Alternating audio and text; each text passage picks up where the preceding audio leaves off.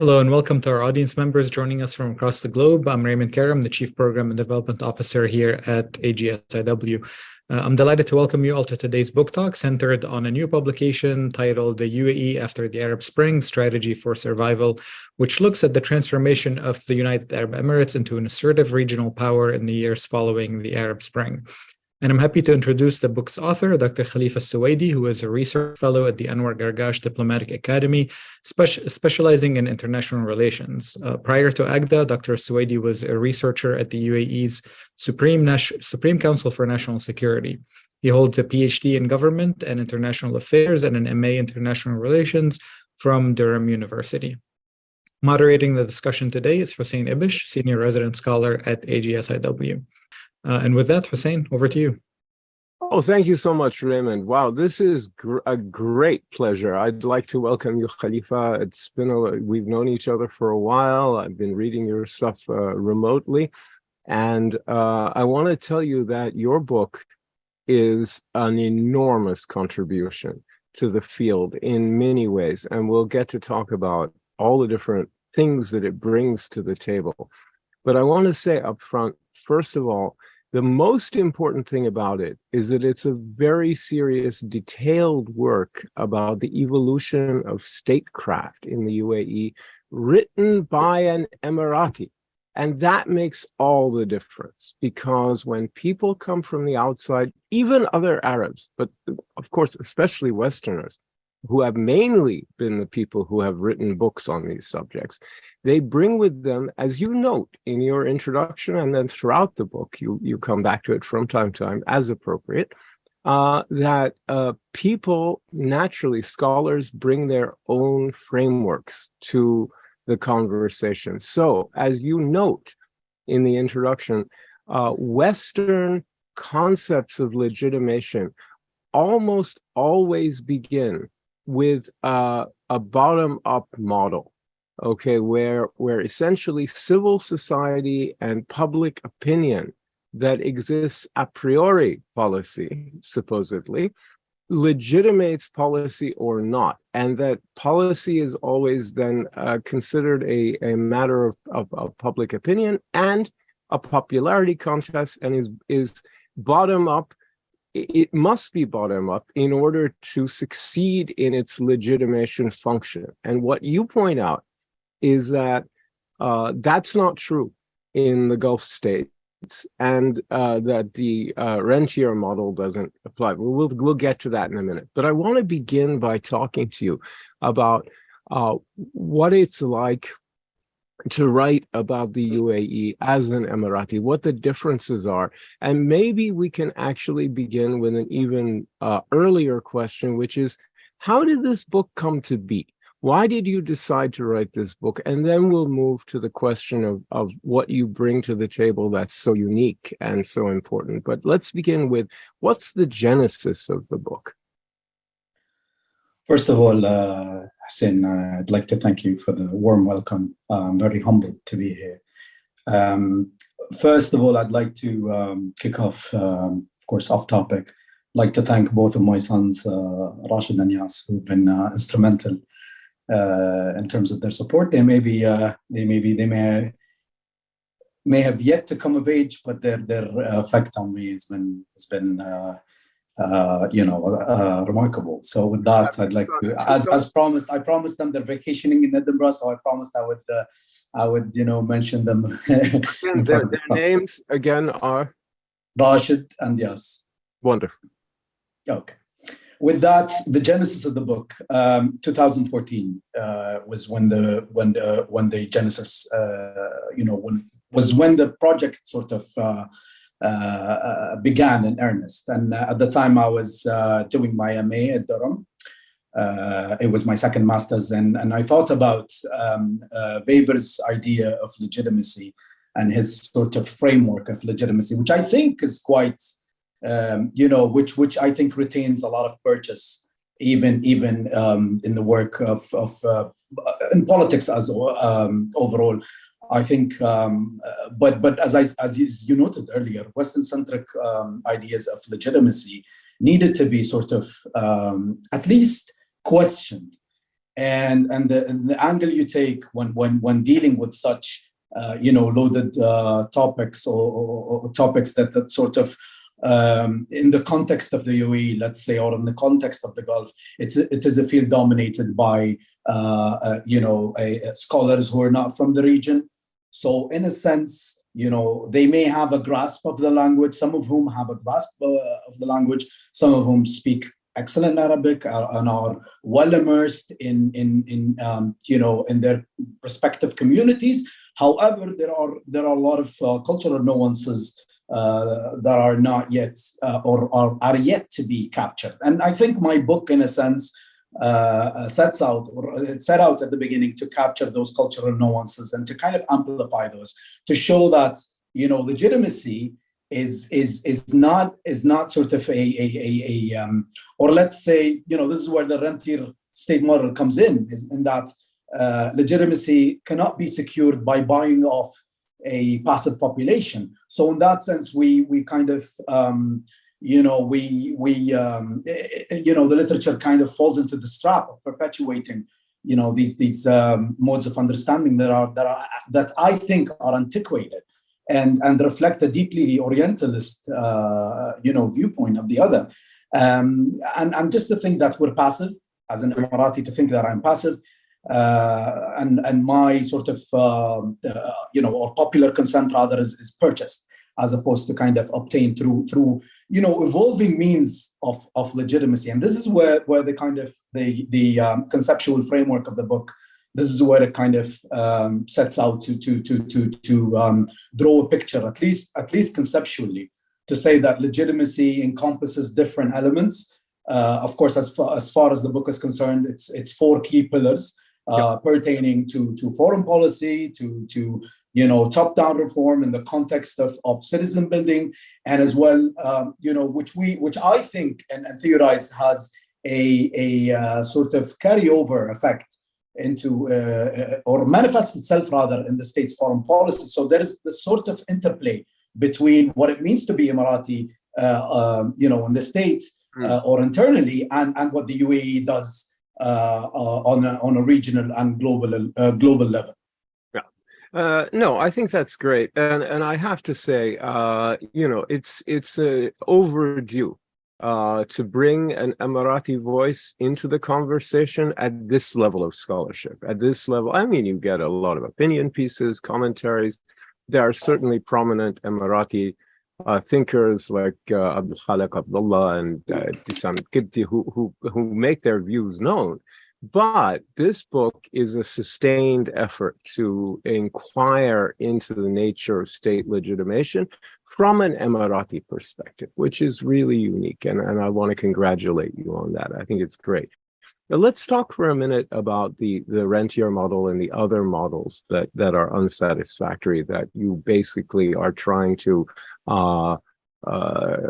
complicate, if not critique, or at least add something new to the conversation. One is the rentier idea. This sort of has a lot of truth to it, as you note. I think you're a little kinder to it than I probably would have been, but in the end, it is a factor that the reductive stereotype in Western scholarship was that not just that Gulf populations are bought off, but that any would-be opposition figure or critic of the government has the choice between a prison cell and a check, or a wad of cash, and that's therefore shuts down politics altogether.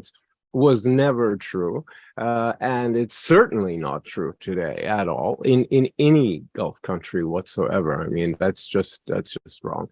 But it was always, I think, obviously insufficient. But then there are, let's say, the traditional ideas of legitimation pre-Arab Spring and that are more, let's say, approved and received wisdom in the Gulf, which would have focused on things like religious legitimacy, historical legitimacy, clan, familial, tribal legitimacy, bonds of baya, bonds of historical sort of legitimacy based on traditional leadership forms of different kinds. And you sort of reject both of those as insufficient, right? And you're looking then at how UAE forms of legitimation have been evolving post-Arab Spring. I want to get to why post-Arab Spring, but let's talk first of all about the insufficiency of those two models, the traditional Western rentier model and the more, let's say, local traditional leadership model, if I can put it that way. Yeah, I mean, let me just clear up by saying that I'm not by any means negating the importance of the local model, but I'll start my critique. No, there's a lot of truth in both of them. I mean, you don't. Yes. This is at a sort of post-Arab Spring has some sway, but none of it is sufficient. Absolutely. I mean, what I wanted to say, it's a lot more multi-layered and complex than it's made out to look. So that's one. But the more important bit on the rentier state model is that, for me at least, it encompasses, it still in a way retains some sort of importance, but it's not the end all be all when we're trying to kind of understand state-society relations. So usually, when we're talking about, or in the literature rather, the tendency is, okay, what of state-society relations in the Gulf? And then this is where, the rentier state model, is kind of overstated, or it's sort of, used to that end to kind of make sense of state-society relations. When in reality, there are a lot of, factors that are otherwise, or hitherto, if I may add, neglected in favor of that sort of all-encompassing, this all-encompassing idea of rentierism. The economic side of things, the economic so-called bargain or social contract, whatever you want to call it, retains importance, yes. But in the case of the UAE, and this is where the project kind of tries to shift away from the tendency to treat the GCC as a monolithic bloc. The UAE has its own, sort of construct of legitimacy, as does its fellow GCC states and GCC members. Each who deal with their own respective, or let's say who deal with their own challenges and visions and whatnot. So it's not really a zero-sum game in a sense. That's one. But back to the rentier state model, I think the UAE in particular, and this is part of the kind of the re-engineering of the mentalities, I call it, later on in chapter 3 or chapter 2 rather, where I theorize that as part of the kind of shift away from the allocative model that Giacomo Luciani calls the allocative state, and then sort of a state that bestows all these benefits upon the passive citizen. We're starting to shift away from that model to a state where you are now expected to give. Right. So more in the sense of citizens are prepared now, rather more than ever, to give rather than to expect to receive. So this changes the dynamic. Now the state is more extractive. And I mean, in political theory, when we say it's extractive, we look at taxation, and of course, the tendency is to say, there's going to be taxation or whatever, unless a state levies taxes upon its population, then it's merely allocated. But in the case of the UAE, the rhetoric is changing from the top down. It's re-engineering that mentality. Nowadays, those so-called benefits or the cradle to grave welfare system no longer exists. Yes, there are some elements which are cradle to grave in their nature. Yes, of course, but it's not sort of it's not the truth for each and every Emirati. Being born into this kind of world of privilege and being spoon-fed and all that. And for lack of a better word, this used to frustrate me a lot when I used to have discussions, whether at at the academic level, or whether in conferences and whatnot, to try to deal with those stereotypes. And I may say, as an Emirati, the odds are stacked against you, because you're seen as being in a rock, or you're caught between a rock and a hard place. Right. And there are people, on the one hand, who think of you as being sort of, apologetic, or one of those, apologizing or practicing some sort of apologetics. Right. And there are people, on the other hand, who think that, okay, it's a lost cause to try and, to refute a body of literature that is politically and agenda ridden. What are you, what are you trying to achieve at the end of the day? And my goal at the end of the day is to kind of try to add to that vast body of literature, so try to add my understanding. And I think, as you pointed out, and rightly so, it's overdue. And in my kind of role, day in, day out, or in conversations, informal conversations, I try to push people, Emiratis, to engage with the literature, not because I'm trying to endear myself to those scholars and whatnot. No, I think it's a for lack of a better word, I wouldn't call it a battle for narratives, but in a way, it is some sort of an exchange of ideas. It is a marketplace where you present your own ideas, and if you're not doing the talking, as an Emirati, someone will do it on your behalf. That's right. That's the conversation you have to join. You have to speak up, or the conversation will go on without you. So I think you're right. I think that there's an old model of politics that holds that politics constitutes a fight over who gets what when, and that's the allocative state model. And it's really, again, like the rentier state model. There's a lot of truth to it. Of course, that's a lot of what people fight over: resources and over who gets what when. But there's also the fact that human beings can and want to become part of something bigger than themselves. And there's also the kind of JFK, ask not what your country can do for you, ask what you can do for your country, factor in politics that is very important when ideology comes in. Sacrifice is something that also exists. It's not just an allocative state. It's also states that ask of their citizens, and that the UAE has been moving more in that direction. But we'll come to that. Let's go back a little bit, and let me ask you, why the Arab Spring? Because it's there in the title, and it's shot throughout the book. I think it's an obvious starting place in many ways, but please explain to our audience, why would you begin your analysis of the evolution of statecraft in the UAE with sort of the Arab Spring as the primary inflection point? Very good question. I think at a point for a state that was at the time only 40 years old when the protests broke out, I think it represented a key challenge amid the sort of perceived withdrawal of the US from the region. Now that was at the time a foregone conclusion in the minds of a lot of policymakers, let's say here.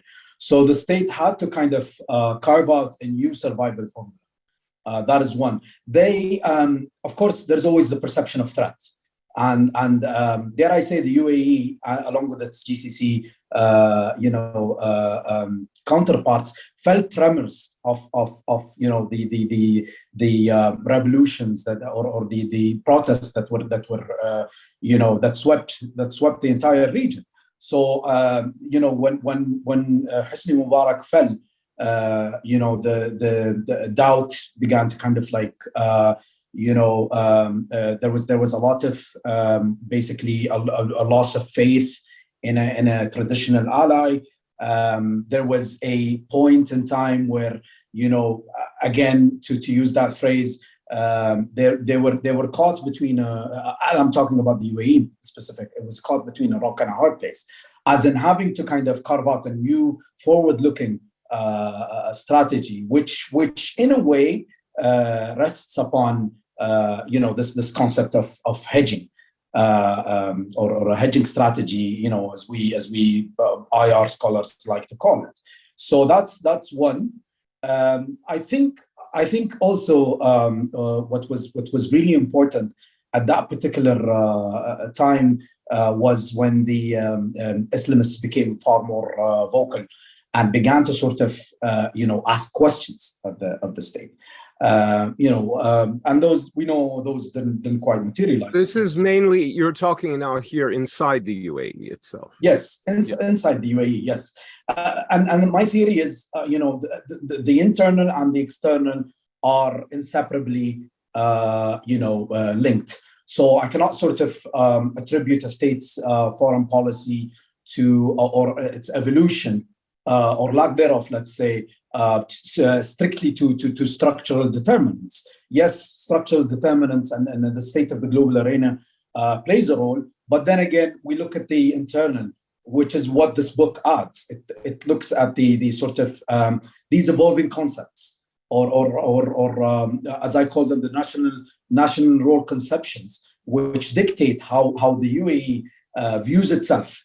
Or let's say, in the case of the UAE, how the president and obviously the key decision makers in the country envisage that sort of role for the country. So as being a sort of active player in terms of regional stability, as being sort of having a zero tolerance at the time, of course, a zero tolerance approach to political Islam, be it internally and externally, seeing those or viewing those protests and all that as anathema to order and stability, and of course, which this is what came to kind of underscore its approach post-Arab Spring. So to me, this represents a key departure from earlier norms of understanding the UAE, because I think that point it needed to kind of be amplified, and it needed to be amplified in the sense that let's look at the emerging forms of not just legitimacy per se, but also forms of statecraft and survival, which came to kind of or became salient features of post-Arab Spring UAE. Yeah, so basically what the Arab Spring did is a couple of key things, and this comes out very clearly in your book. I think you explain it really well. First, as you just said, it compels the UAE from its own perspective to become a power projecting entity within the Middle East and within the broader Arab world, that it tries to project its influence because it perceives a regional crisis that is also a local crisis, etc. And in particular, it amplifies the existing antipathy towards Islamism in all its forms and turns that into a regional contest to define the parameters of what are considered legitimate politics for the whole Arab world, right? In other words, what is the role of Islamist movements? Are they legitimate actors or illegitimate actors? And you get this sort of contest post, as soon as the Arab Spring uprisings begin in the Arab world over this issue of Islamism.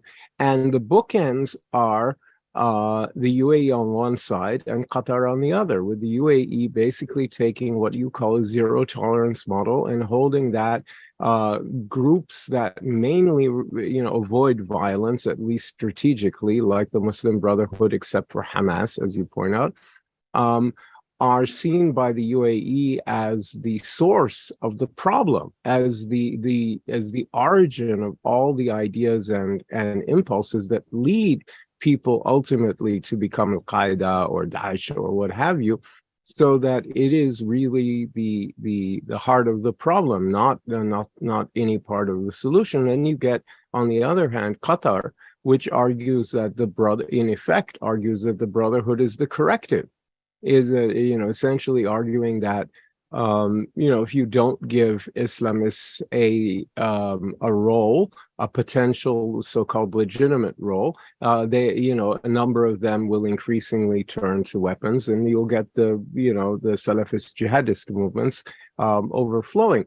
And in the end, I think the UAE's argument has won out. Now, whether that has anything to do with UAE policy or not is another question, but it's certainly animated Emirati foreign policy and to some large extent domestic policy. So what I wanted to ask you, there's a payoff to all this little rant of mine here, which is, to what extent has the ideological struggle over Islamism defined Emirati policy? To what extent is it a definitive feature? And you could say the same thing I could ask a Qatari the same thing. To what extent has their support for certain forms of Islamism, at least before the collapse of the project in the Arab world, which really happened, around at the end of the decade, defined their identity and policy and their statecraft? But I want to ask you from an Emirati point of view, how deep does this go? I think it has its roots in history. Now, as I set out to argue earlier in the book, and I take the example of Abu Dhabi as being sort of insulated historically, or having this sort of attitude, a zero tolerance, let's say, approach towards any form of transnational movements. So let's say Abu Dhabi, to a large extent, remained up until Sheikh Shakhbut's reign. It remained, in a state where it became inoculated against pan-Arabism on the one hand, and then secondly, against, of course, wider Islamism, be it, of course, the Muslim Brotherhood or Salafism and all that, and that's owing to the sort of Islam that was practiced, or the Sunni Islam. Of course, it was Sunni Islam, but it was of the Malki school of the Malki madhab. With a little bit, which retains today. It's a jurisprudential model, just yes, for our listeners, that means the jurisprudential school. Yes, and retains a distinct Sufi element observed nowadays in celebrations of the Prophet's date of birth, etc., etc. So these were the community, kind of the fabric of society was weaved into that sort of consciousness of society back then. So when the UAE expanded, and it was that mentality that was there throughout the which sustained throughout the sort of throughout the ages, if you may. Now onto the kind of more onto the kind of Islamism nowadays, and sort of in the past decade or so. I think it's important to point out that the UAE views Islamism rather as a key source of it's a key threat to its national security. Whether that threat is overstated or not, remains a topic of a topic for another debate. But to me, looking at it, it was important to for the UAE at least to again inoculate its population against any sort of attempts from Islamists to draw upon the narrative of Muslim unity, and that there is this perceived decline of the Muslim Ummah, and to kind of use that to galvanize the people against, or to galvanize people. And the country was well aware that this may sort of instigate a political crisis. Again, as I said, whether that was going to be a full-blown political crisis or not is it was unlikely. But then again, the means with which, or the means by which the UAE had set out to kind of inoculate its population is very interesting, because in 2006 we witnessed and this predates the Arab Spring, mind you. We had educational reforms. So we used to have many school teachers or university teachers, many of whom were exiled members of the or members of the Muslim Brotherhood living in exile. And they taught us at school. They educated us, and part of our religious consciousness and all that was formed by those people. Yeah. So for us, it was a case of kind of revisiting the educational system and reforming it, and it was a revolution at the time. Now with that, you needed to of course build a sort of and the Arab Spring was a key departure point again, because it necessitated a construction of a new Emirati identity, one that is rooted in, as I note in the book, when the state talks about tolerance, when the state talks about its openness and all that, and incorporating people of different faiths and all that, it encompasses a political element to it, because it's important, because the underlying message here is that, look, you either have this stable, of course, authoritarian system that welcomes all people of all backgrounds, of all colors, and gives them stability and security, or you would have, I mean, in another scenario, you would have the Islamists who would, whose worldview is rooted in of course, discrimination against minorities and all that. So usually the Egyptian experiment or the Morsi's reign is often cited to kind of like amplify that point, to say, look at how he treated women, look at how he treated the Qubts, Laqbat, and all that. So it's often used to further legitimize this project of rebuilding the Emirati citizen. But there is something interesting as well from a historical point of view, which is the sort of the topic of my second book now. You yes. have a sequel. Excellent. Not a sequel per se, but more of a spin-off. Another book. Okay. What is that going to be about, please? Yes, as you mentioned, with JFK's famous remarks on being prepared to sacrifice one's life for the country. One of the key historical experiments or key historical points, let's say, was Frederick the Great's Prussia. Yeah. And this was a small state that was whose influence far exceeded its smallness. By smallness, I mean geographical, limited geographical size, population, etc. Yeah, of course. But what he set out to do was that he, of course, I'm not sure with regards to the veracity of this quote, but he said something along the lines of "Give me people." So he opened up society. Of course, his father was a staunch Calvinist. But he himself, of course, he was Calvinist by descent. But he opened up the country, whereby he welcomed the Huguenots, the French Protestants. He welcomed people of different Catholics and different Christians of different denominations and all that. And he built that sort of model, which is referred to in the literature as enlightened absolutism. Yeah. And now, for me, that was really the basis of a successful kind of experiment. Of course, we all know what happened later on, and the fact that Prussia was formally abolished after World War II.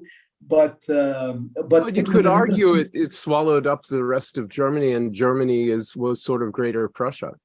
Yes, absolutely. But then, for me, the focus will be the top-down emphasis on values of tolerance, on spreading literacy, on having a well-oiled bureaucracy, staffed with members of the army, because that was the sort of prevailing mentality at the time. So it will be more of a comparative study between that model and that of the UAE, to kind of draw some sort of very historical parallels. So that was 10-second shameless plug. It's very important. No, it's very, very important. I want to say something else about your book and UAE and Islamism, which is this is the first book that I have seen that gives 9/11 and its impact on the way that the Emirati state and government looked at Islamism.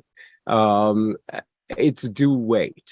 I think it's usually sort of mentioned, but you dwell on it as a key inflection point. And for me, it absolutely is a key inflection point, as important in shaping the zero tolerance that eventually developed as the Arab Spring itself. It is the three-alarm fire because of the participation of Emirati citizens in the attack, the fact that one of the planes that was driven into one of the World Trade Center towers was piloted by an Emirati, and that after the 15 Saudis, the greatest number, which was I think 2, nonetheless is the highest number, because you have one Lebanese and one this and one that, but 2 Emiratis. I mean, this I think shocked the leadership and shocked them into action. And then you talked about the educational reform, the purgings that went on to try to clean,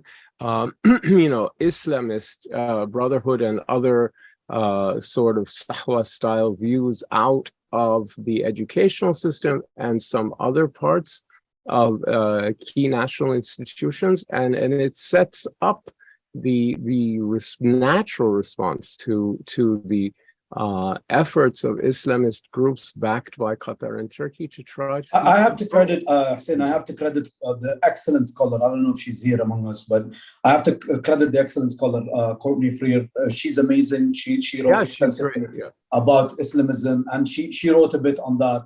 And of course, I having had the opportunity to the sort of, I would say, the experience of having lived through those moments, because we thought that when it was revealed that 2 Emiratis were involved in the attacks, we were in fear of facing some sort of sanctions or whatever. At the time we were young, we couldn't comprehend it. Sure. And if I may add, our Islamic studies teacher was on the 12th of September, the day after, he was in a rather jubilant mood. And he remarked, he said to us, a bunch of 11, 12 years old, impressionable, kids in class, that we had managed to thrust a dagger through the heart of the infidels and right smack in their in New York. So I mean, it was at the time, it was horrific for us. Revisiting it now, I think the purge was overdue, and it was obviously needed. Yes. If that's what you were hearing, the purge was immediate. It was overdue. Yeah. No doubt. So this is extremely important. And I first of all, I really want to thank you for all of that, because I think people really need to read your book. It's extremely important. So I think then when it comes to creating a new model of legitimation, you also give ample weight, and here I think it's not so unusual, to national service as a key gambit by the government to create to do a number of things, to create a sense of sacrifice, to help transform Emirati expectations, to promote the transformation of the population, the citizenry, from any sort of dependency or exaggerated expectation of what the government may or may not do, into wealth-producing citizens, which is the challenge of energy exporting states, right? Is to take people, and whatever vestiges of rentierism may be there, to get people to think of themselves as wealth-producing citizens, as entrepreneurial, as dynamic, as all that stuff. and it begins with the notion of giving to the society, of paying back, but also creating a federated identity, because you have all these different emirates that retain their identities. And one of the things that's going on with national service is the idea of bringing different Emiratis together under the same flag, and getting them to think of themselves as Emiratis and not as people from Ras Al Khaimah or Dubai or Ajman or Abu Dhabi or wherever Sharjah, wherever it might be, but as Emiratis first and foremost, who happen to live in these different parts of the country. Yes, I mean, for me, it was I mean, personally, if you ask me, it was the best social experiment that I'd ever had. And I've been a researcher, by trade and profession for quite some long. So I always tend to immerse myself in those settings. But for me, it was an interesting, point in my life where, of course, the kind of prevailing mood was one of be prepared to die. Rather, I'm being in crude terms, of course, be prepared to die, to sacrifice oneself, which is rather, given the fact that it's a young state, is unheard of, right?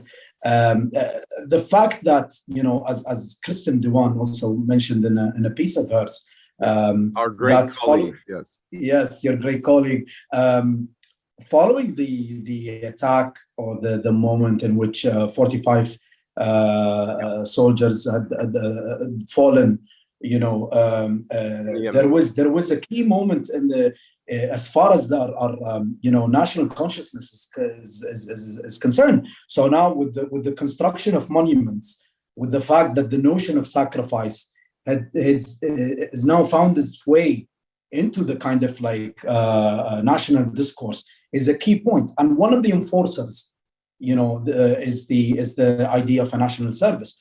So of course there's always remembrance. Remembrance Day now is being observed. The idea or the preparedness to die or to give one's life is a staple now, or a salient feature of Emirati identity. Whether it's irrespective of whether you end up serving in the front lines or giving your life, but peeling it is potatoes, there. it doesn't matter. Yeah. Yes, it is the mentality that is there, and it underscores a lot of the discussions. But whether the one of the intended goals, as it was mentioned in one of the reports in which they interviewed the head of what's it called, the reserves unit, basically, which deals with the reserves or conscripts or all that. And he said something very interesting. He said that our goal at the end of the day, again, is to inoculate the youth against poisonous ideologies, to translate it loosely from Arabic. And that would essentially be transnational ideologies. Transnational ideologies, anything that is anathema to the national project that was starting at the time to take shape. So it encompasses different forms. Yes, there is the national service, but there is also focus on involving youth. There was these changes and in 2016, early 2016, we witnessed the appointment of a minister for youth. There was also a ministry for tolerance. There was also the ministry for of happiness, which is now lost to memory. But of course, there was interesting departures. What I meant to say was that the success or failure of those kind of projects notwithstanding, it's just the fact that there were experiments. There was more new modes of experimentation with regards to the state's, statecraft, rather, both internally and externally. So there's a dynamism at work here and a rapidly moving landscape. So I'm going to bring in a few questions from the audience. You can ask them by the Q&A function here on Zoom, but also some of them dovetail with the questions I was going to ask anyway, so it's a good opportunity. Your book is interesting insofar as it's clear from your text. I mean, you explicitly say, you know, this is a rapidly moving landscape and things will keep changing. And that one of the features of UAE statecraft post-Arab Spring, and I would say pre, but post especially, is a degree of nimbleness that some other countries lack. Say, take Saudi Arabia, another big Gulf state that projects power and influence in the region. It's bogged down by its more complex politics, by its Arab leadership role that it didn't really want but had to take on, its Islamic leadership role that it always did want and fights for, and stuff like that. And what you say is that, you know, since the UAE is doing this dynamic experimentation with a degree of nimbleness that allows for quick actions and a certain independence of you know, from responsibilities that might bog down other actors like the one I just mentioned, or also its commitment to strategic diversification, which I think all the U.S. Partners in the region, Israel, UAE, Saudi Arabia, others had embraced over the past 10 years. Maybe too quickly, maybe they're rethinking or not, because I think the Biden administration in the past year and a half has been a lot more reliable than the Obama-Trump administrations of the first year of Biden. But it takes time to convince people. And so the question is, what has happened, to look at what's happened since you finished your draft? Because there's a long lag time between finishing a book and then publishing a book. And a lot has happened. And you anticipate it in a way in your text. There's been more of a drift away from the United States, while the UAE is trying to get a written commitment of security guarantees out of Washington.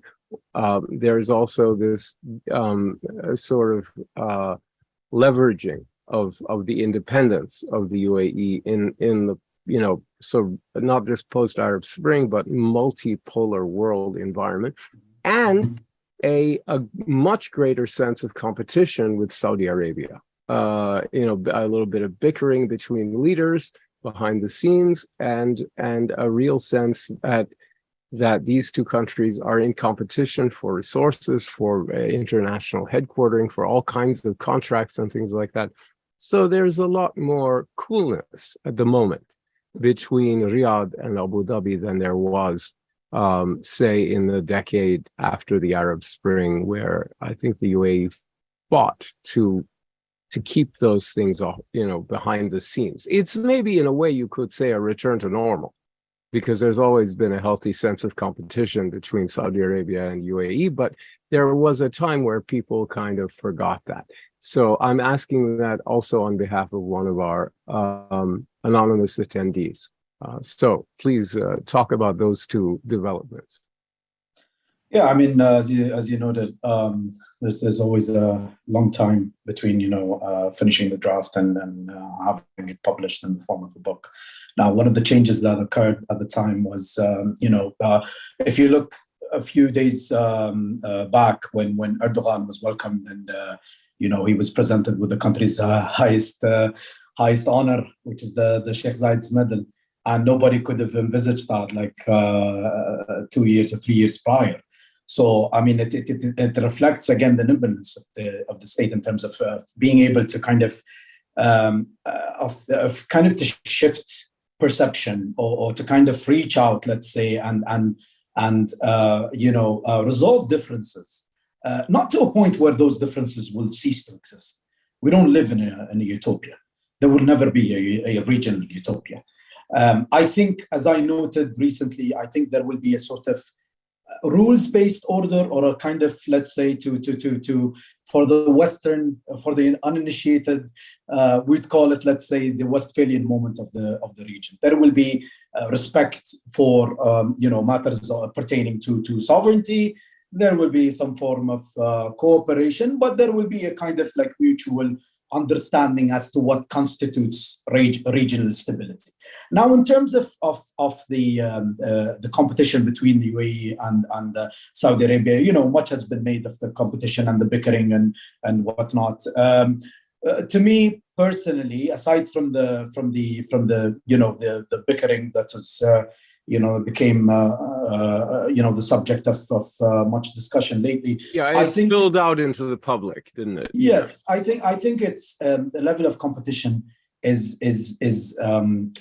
there needs to be there will be at some point some competition in some areas, but I think the scene is far more diverse than it used to be before. So I don't think the UAE can outdo Saudi Arabia in terms of having a league where you can get all these household names, big footballers. We don't have the population for it. Saudi has 20 million Saudis residing in Saudi Arabia, of course, most of whom are very young citizens. So this sort of thing appeals to them.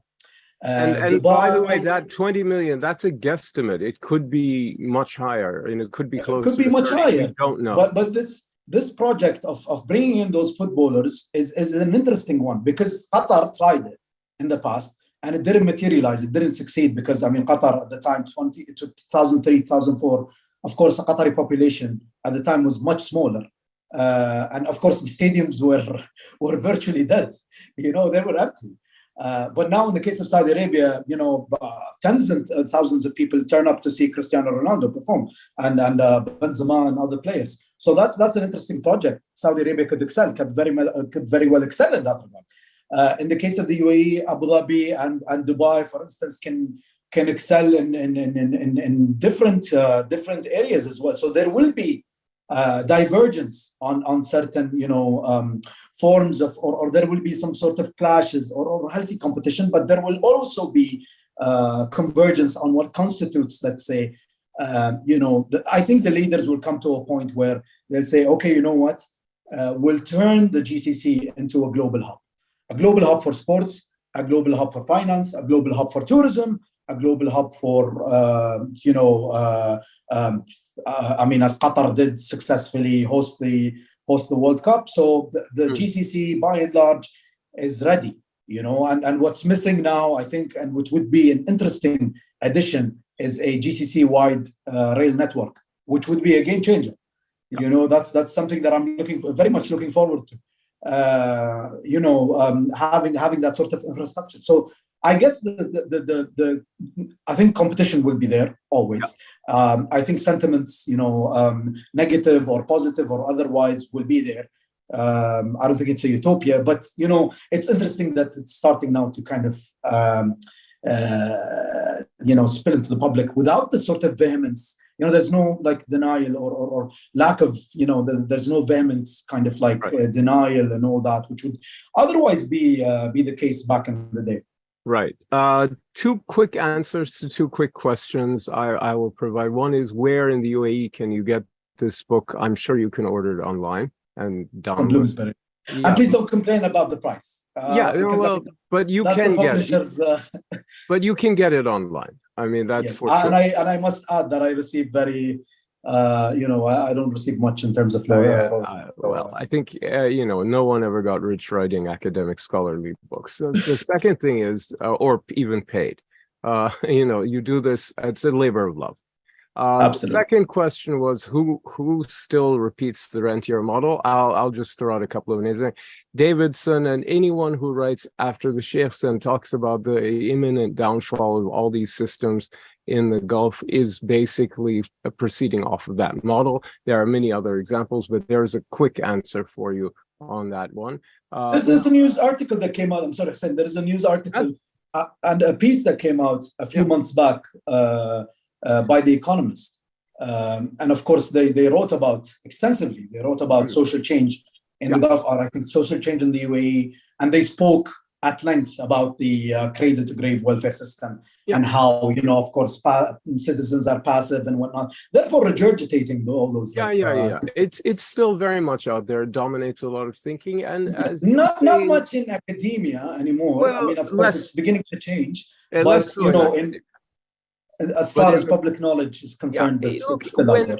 Let me just say, it's the thing that people come to. If you look from the outside and you think about it for 10 seconds, this is the conclusion you would come to. It's sort of the obvious, and it's reductive, and it's simplistic, and it's ultimately wrong for the reasons that you say. But at the same time, there is truth in it. So it's sort of where people begin. But let me move on to more maybe interesting questions, which is we've answered this one about Saudi Emirati relations. There is no Arabic version of the book yet. We hope at some point, but okay. So the question from Emil Paulson is, do you think the UAE has any faith in the GCC as a political project for anything, for finance, for transport, for tourism, etc.? Or is it, that's it. That's the question. Well, hi, Emil. It's lovely to catch up here, virtually. I hope you had a good holiday. I had a brief meeting with Emil at some point. Of course, very much. The UAE is, of course, if we are to kind of look at the official rhetoric, I think the project is very much alive in that regard. They want a way forward for the GCC. Whether that vision is shared across the board, I don't know. But what's interesting, I guess, in terms of the GCC, is how we've come to witness that there is a convergence, as I said earlier, in terms of what constitutes order. But at the same time, states can have diverging foreign policies. We've seen the Qatari stance during the Arab Summit when a certain leader was brought back into the fold.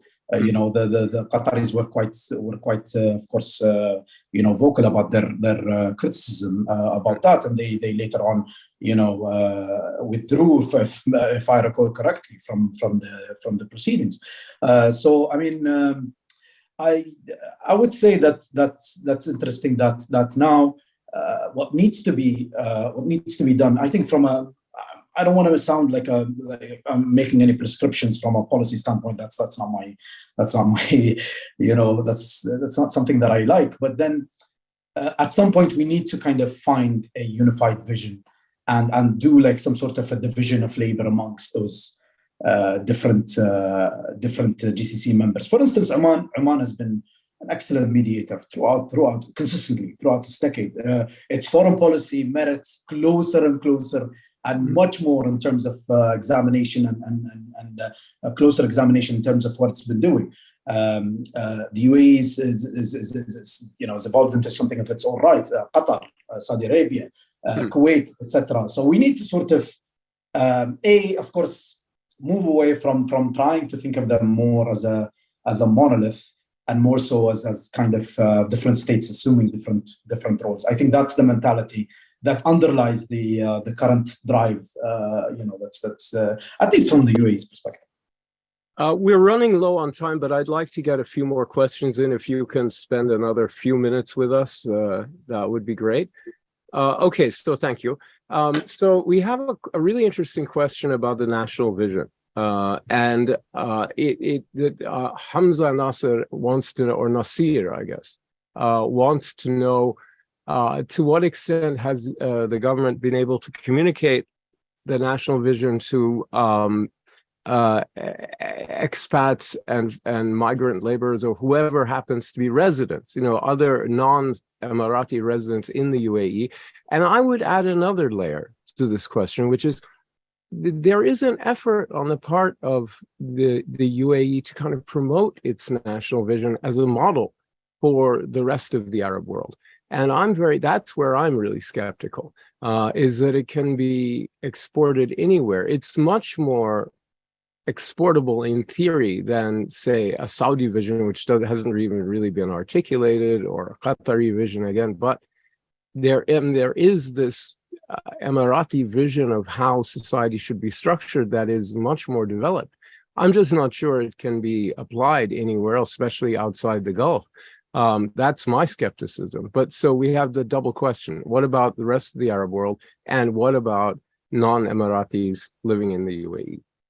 Yeah, I absolutely share your skepticism. I mean, of course, the vision itself was of course conceived at a point in time and at a stage of development which is of course unique to the UAE. Whether you want to export certain elements of it, for instance, how to run a bureaucracy, how to kind of deliver goods and services and all that. These areas, which the UAE seems to have kind of excelled at. This is of course, this is the kind of like form of expertise and that is exportable. But that's not the vision. That's not the vision. That's just not the vision. No. Some elements of it. Some elements here and there. It's just a case of having to kind of decide which is exportable and which is not. Because I mean, once again, there are things that are unique to the country itself that sort of respond or cater for the population, the demographics in general of the country, which leads me to the other question regarding non-citizens. I think and it's been sort of talked about. For me, it will, as I predict. I think I once tweeted about it, in that we have residents or migrant workers, of course, both blue collar and white collar. Even though I hate the term, but let's use those terms. In that they've been residing in the country for years, for decades, dare I say, and they've had children, and those children are now second gen. They've had children as well. So now we have generations of residents, and at some point, these people have come to kind of see the UAE as their permanent home. But at the same time, with the government introducing golden visa schemes and the sort of which later on there was the golden visa scheme on the one hand, and also the naturalization scheme on the other hand. Now, with the golden visa, it's unobtainable for the majority of the residents. You need a lot of gold to get a golden visa. Yes, it takes a lot of, you will have to kind of like buy a property that is I think costs somewhere between 3 million. Don't quote me on the number, but somewhere an expensive property or something along those lines. When it comes to obtaining the citizenship, you will have to have kind of like demonstrated some sort of like you'll have to have some sort of niche kind of skill set, or but then again, the discussion, the final decision resides with the cabinet. So there's a lot of challenges that still sort of kind of that may sort of dominate the discourse, or will surely. I would say, I would go out on a limb and say that this will be a salient feature of future discussions, and it will create a sort of divide whereby people will say, hey, will integration, or let's say, will granting those people permanent status and therefore incorporating them or integrating them into society, does that sort of entail letting go of what it means to be an Emirati, as in Arab, or will that have a diluting effect, so to speak, on the identity itself? That is what remains to be seen. I mean, that's a question that I think about quite a lot. But I think that's something that merits close attention. Someone in our audience asks, what are the UAE's ultimate goals in Yemen? I'm not going to ask you to answer that question exactly, but I would like you to talk about Yemen and the whole Yemen engagement and project in terms of your own work on national identity. You spoke about the sacrifice of the fallen soldiers and how that affected, but just the broader issue of the engagement in Yemen. How has that, how do you view that through the lens of your own research? I think it's interesting how, through the lens of my research, and of course, I appreciate the fact that, you sort of redirected the question to that sort of, away from what had been asked. But of course, I would defer to the expertise of people who would be able to provide a more elaborate answer with regards to the UAE's involvement in Yemen. Having said that, I think it's important to point out the ability of the state itself as the UAE to kind of people say within sort of academic or let's say academic circles or otherwise, they say, oh, it's a state punching above its weight. But in many cases, the involvement in Yemen also, while it encompasses a kind of like a part of the ongoing national identity project, it also has to do with other forms of security and stability as far as the UAE is concerned, which is securing supply routes. As you may know, food, of course, food supply and whatever. You deal very well with food security as a absolutely, key and that's a very good part of your book.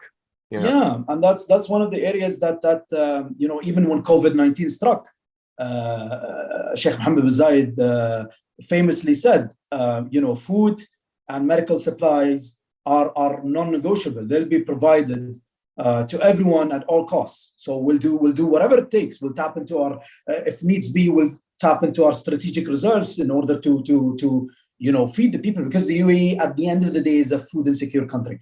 And I think the top level of the UAE, the top level by that I mean the top decision makers in the country are very much aware of that.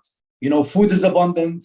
What's really ironic and sad, of course, is that we're food waste is amongst the we're the culprits when it comes to one of the worst culprits when it comes to food waste. But still, food is scarce. We're unable to grow our own domestic food, and I think this is part of the rapprochement as well with Iran. Aside, let's not talk. For instance, let's talk about the UAE and Iran's rapprochement and becoming more sort of adopting more of a kind of let's say peaceful approach towards Iran, and one that is kind of rooted in de-escalation.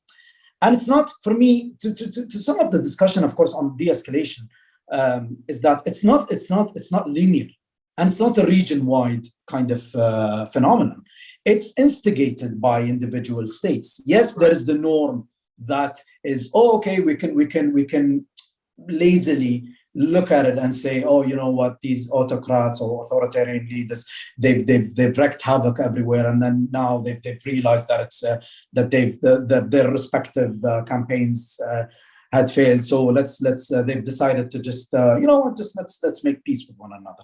No, that's not the case. There is a lot of pragmatism that underlies this sort of move towards rapprochement. And one of the key areas is that in one of the regions of course, in the northernmost regions of Iran, there is adequate rainfall. Of course, it's lush, it's green, and there is room for the UAE, for instance, to invest in the agricultural sector there and secure its own food supply. Because the fear was back in the day was that Iran was going to shut the Strait of Hormuz and deprive us of food supplies. So for that to happen now, for there to be a departure from there and to secure, the supply routes and diversify, if I may add, those supply chains. It's interesting because it signals a departure from from the sort of the earlier modes of dealing with, or threat perception when it comes to something as grave or as important as food security. Okay, last question from the audience is going to be about COP28. And to what extent is COP28 an opportunity to reshape international perceptions of the UAE and to promote the UAE and its vision and all of that? I mean, to what extent does something like that fit into this strategy that you've been describing so well? I think I'll go back once again. I'll revisit the point on Gulf states, excelling or becoming something in their own right. So let's say the UAE has taken the front, and it's been a while since the UAE had taken the lead when it comes to alternative or diversifying its energy profile or whatever. I'm sorry if I butcher the energy jargon or lingo. I mean, I'm no expert. But the project in Baraka, and the nuclear project, or of course that's one. Masdar was launched back in 2008. So there was a clear kind of top-down drive to diversify, the UAE's energy kind of energy profile, so to speak.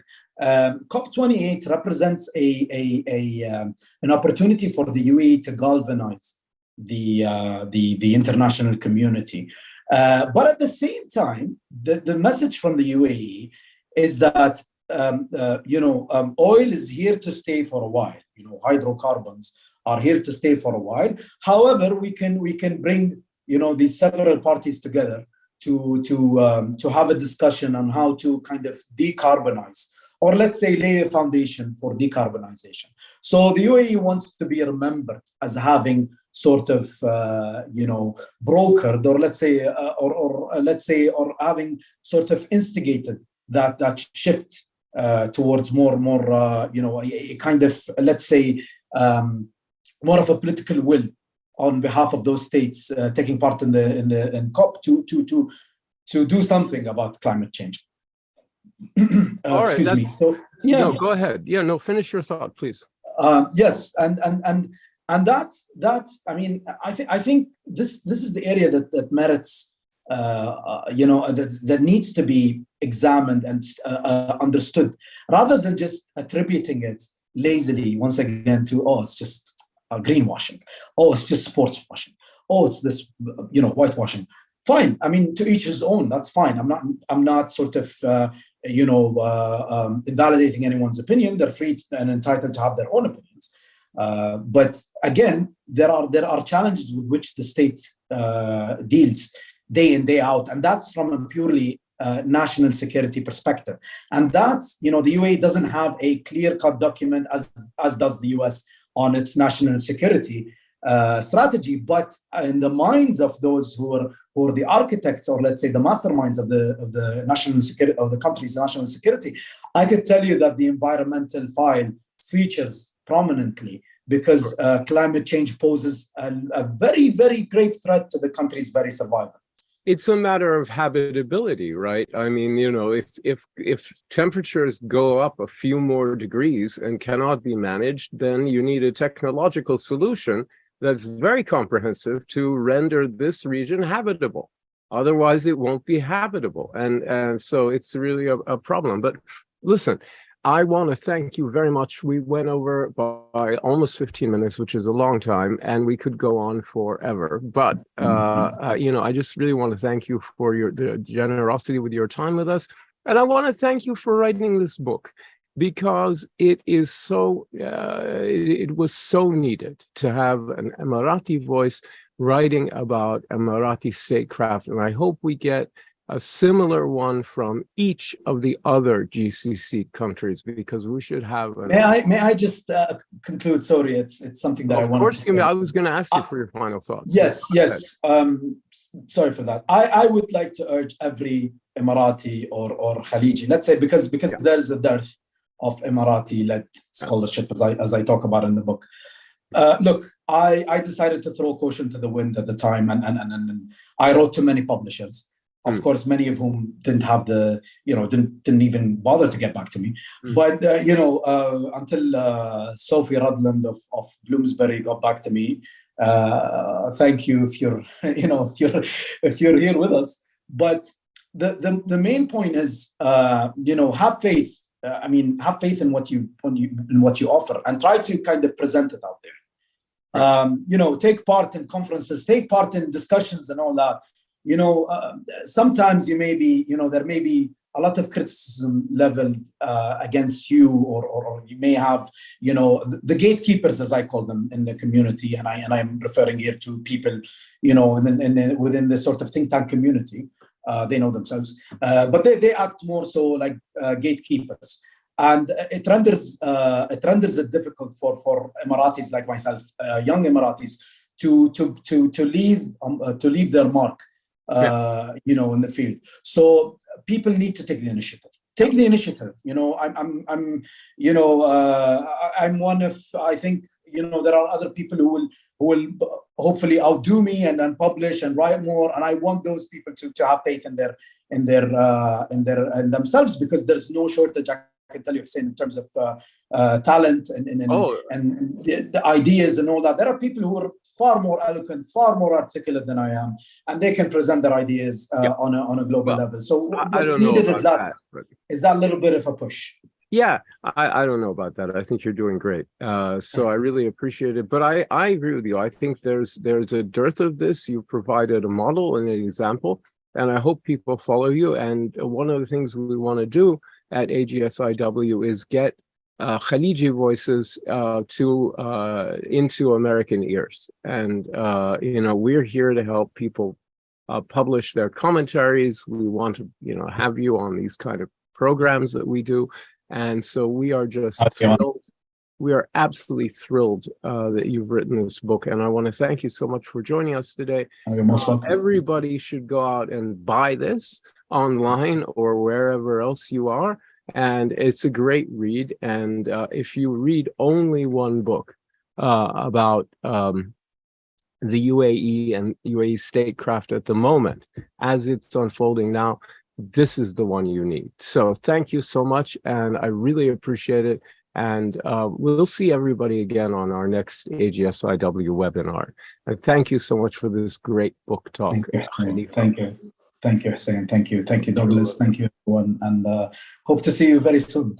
Okay. See everybody next time.